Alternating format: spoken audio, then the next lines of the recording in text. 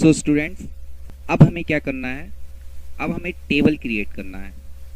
तो MS access में table create करने का दो तरीका है।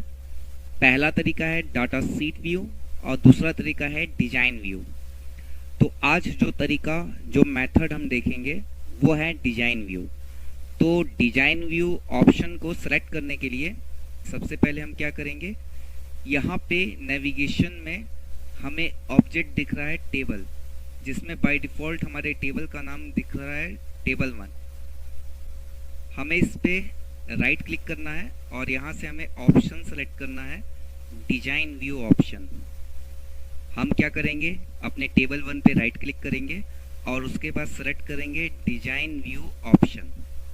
जैसे ही हम डिजाइन व्यू ऑप्शन पे क्लिक कर देंगे, यहाँ पे हमें कुछ कॉलम्स दिखाई देंगे, जैसे फील्ड नेम और डाटा टाइप और डिस्क्रिप्शन।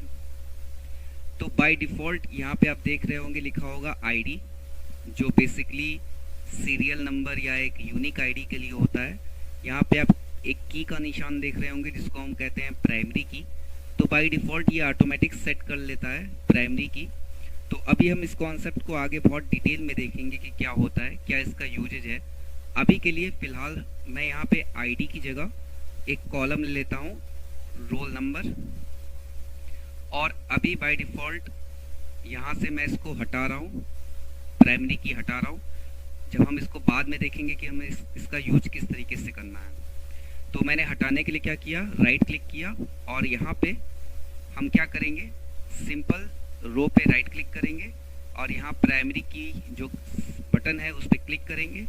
तो ये प्राइमरी की सेट हो जाएगा और हटाना है तो दोबारा उस पर क्लिक करेंगे तो वो अनसेलेक्ट हो जाएगा। तो ये तरीका है प्राइमरी की सेट करने का या हटाने का। अब मैंने पहला कॉलम लिया रोल नंबर, डेटा टाइप में ऑटो नंबर आ गया। तो यहाँ पे कुछ कॉलम्स दिए हुए हैं, जल्दी से उनके बारे में देख लेते हैं कि किस कॉलम का हम यूज कब करते हैं। अगर मैं पहला कॉलम लेता हूँ टेक्स्ट, तो इसका मतलब ये हो गया कि इसमें हम क्या क्या सेव कर सकते हैं, लेटर्स, नंबर, स्पेसेस और स्पेशल कैरेक्टर। और इसकी जो साइज होगी वो होगी 255 कैरेक्टर्स तक की, यानी इतना साइज का ये कैरेक्टर स्टोर कर सकता है। सेम ऐसे ही अगर मैं यहाँ मेमो डाटा टाइप लेता हूँ तो इसमें हम 65,535 कैरेक्टर्स तक का साइज स्टोर कर सकते हैं। यानी कि ये लॉन्ग टेक्स्ट या मैसेजेस या कमेंट्स के लिए होता है, या हमें कोई नोट्स लिखने हैं तो उसके लिए होता है। नंबर फील्ड का हम यूज तब करेंगे जब हमें सैलरी, क्वांटिटी या इस तरह से न्यूमेरिकल डाटा को यूज करना हो, तो इसका साइज 8 बाइट्स होता है। Same date and time field हम तब लेंगे जैसे मुझे कहीं date of birth, registration date, admission date इस तरह से दिखाना है तो मैं डेट एंड टाइम लूँगा। इसका भी साइज होता है 8 बाइट्स। करेंसी, अगर मैं यहाँ पे किसी कॉलम में सैलरी दिखा रहा हूँ जहाँ पे मैं सिंबल यूज कर रहा हूँ डॉलर का या रुपी का, जैसे मुझे रेट, प्राइस इस तरह के कॉलम लेने हैं तो मैं इसका यूज करूँगा। इसकी भी साइज होती है 8 bytes. Auto number automatic sequencing करेगा, इसमें हमें कोई वैल्यू पुट करने की ज़रूरत नहीं पड़ेगी। फिर यहाँ पे यस नो, ये एक तरह का बुलियन या लॉजिकल डाटा टाइप है जहाँ पे ट्रू, फॉल्स, ऑन, ऑफ या 1-0 वैल्यू स्टोर होती है। इसका साइज होता है 4 बाइट। और यहीं पे आपको एक अटैचमेंट ऑप्शन मिल जाएगा। अटैचमेंट ऑप्शन के थ्रू हम अपने फाइल्स को या इमेज फाइल को स्टोर कर सकते हैं। ये फील्ड में ये 4 बाइट का साइज देता है। बाकी कुछ और कॉलम्स हैं यहाँ पे, जैसे lookup, calculated, hyperlink, OLE object. ये सारे हम हायर क्लासेस में डिटेल्स में देखेंगे कि इनका यूज क्या है। ये जो डिस्क्रिप्शन फील्ड है ये ऑप्शनल होता है।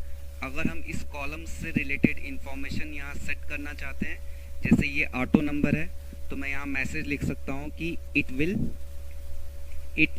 Accept automatic value for roll number of the student. यानी कि ये स्टूडेंट के रोल नंबर के लिए ऑटोमेटिक वैल्यू एक्सेप्ट करेगा, यानी यूजर को यहाँ वैल्यू पुट करने की ज़रूरत नहीं है। सेम ऐसे ही मैंने यहाँ पे एक और कॉलम ले लिया, स्टूडेंट नेम। ये टेक्स्ट रख दिया। सेम ऐसे ही मैंने यहाँ पे ले लिया स्टूडेंट एड्रेस, इसको मैं यहाँ से टेक्स्ट की जगह मेमो ले सकता हूँ। तो सिलेक्ट करने का दो तरीका है, या तो एरो पे क्लिक करें, और या तो दूसरा तरीका ये है कि ये ऑलरेडी सिलेक्टेड होता है, जब हम एम दबाएंगे तो ये ऑटोमेटिक मेमो वाला फील्ड हाईलाइट हो जाएगा, हमें यहाँ पे टैब दबा देना है। ये सारे ऑप्शनल फील्ड हैं, तो हम चाहें तो डिस्क्रिप्शन लिख सकते हैं, अदरवाइज हम चाहें तो ऐसे भी रहने दे सकते हैं। ये कोई कंपलसरी नहीं है कि हमें लेना ही लेना है। सेम मैं यहाँ पे ले लेता हूँ मोबाइल नंबर, और इसको मैं लिख देता हूँ, ये क्या है, नंबर होगा। तो ये टेक्स्ट ऑलरेडी सिलेक्ट है, मैं एन दबाऊंगा तो ये ऑटोमेटिक हाईलाइट हो जाएगा, फिर मैं टैब दबा के इसको नेक्स्ट कर दूंगा। इतना करने के बाद हमें यहाँ पे जाना है और इस सेव को पे क्लिक कर देना है। जैसे ही हम सेव पे क्लिक करेंगे हमारे टेबल 1 का स्ट्रक्चर जो है वो डिफाइन हो जाएगा। सो स्टूडेंट, अब हमने अपने टेबल का स्ट्रक्चर डिफाइन कर लिया कि हमारे टेबल में रोल नंबर होगा, नेम होगा, उसका एड्रेस होगा, मोबाइल नंबर होगा।